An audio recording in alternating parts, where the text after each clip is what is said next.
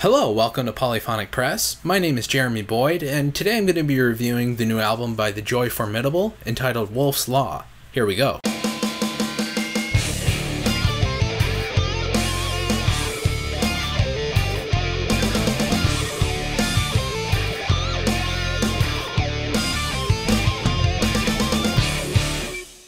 So the Joy Formidable are a band hailing from Wales. They formed in 2007 from the dissolution of the band Tricky Nixon. This album starts off with a song called This Ladder Is Ours, which is also the first single from the album. And it begins with this really beautiful string section that builds up and eventually explodes into a really good rock song. Maybe it's just the rocking guitars with the female vocalist, but this song actually really reminds me of Blondie. Specifically, the vocals sound a lot like Debbie Harry to me. But like I said, this is just a really great rock song, really good way to open up the album.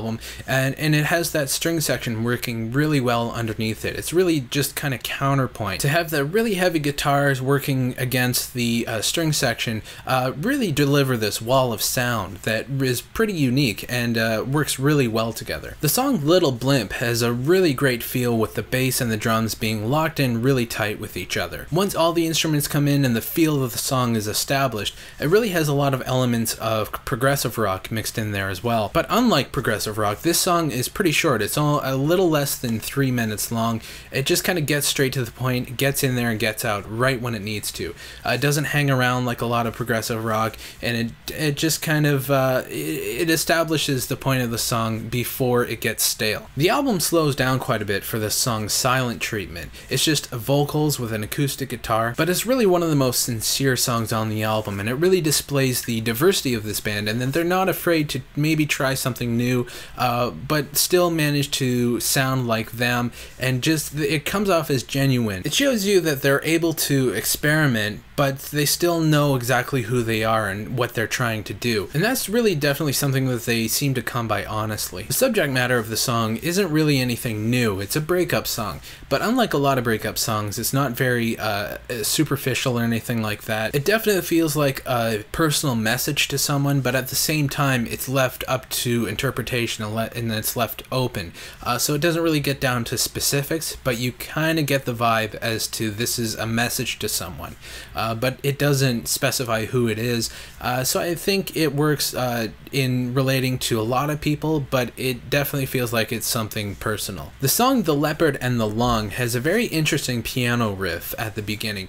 This is a very dynamic song. It has a lot of different movements, and it almost feels like a mini opera. This is probably my favorite song on the album because although it does clock in at over 6 minutes, I didn't feel like it became stale or anything like that because it has a lot of movements, and like I said, it feels like a mini opera, so there's enough changes that I think it really works in its favor. So it doesn't really get stale or anything like that. Keeps you engaged and it makes you pay attention to the message and what's going on with the song. Whether they were conscious of it or not doesn't really matter, but it feels like they knew exactly what they were doing with this song. They knew exactly how each movement was going to be planned out, and it feels like they really thought this thing through. The album ends with the title track, Wolf's Law, but it's sort of a hidden track that's preceded by a few minutes of silence. It's another piano ballad that really ends the album nicely. It gives a lot of resolve to the album. Whether it's a concept album or not, I'm not sure,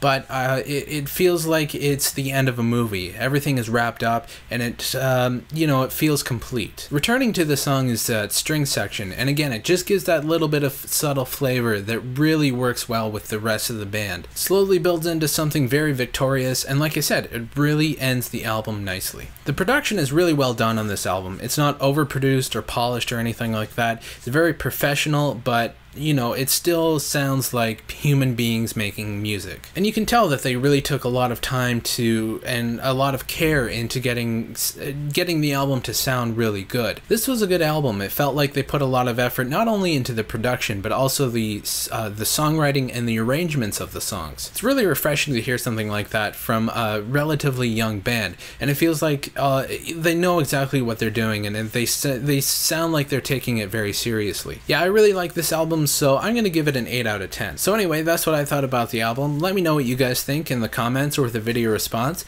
If you'd like to suggest an album for me to review, please leave that in the comments as well, and I'll see you next time. Take it easy.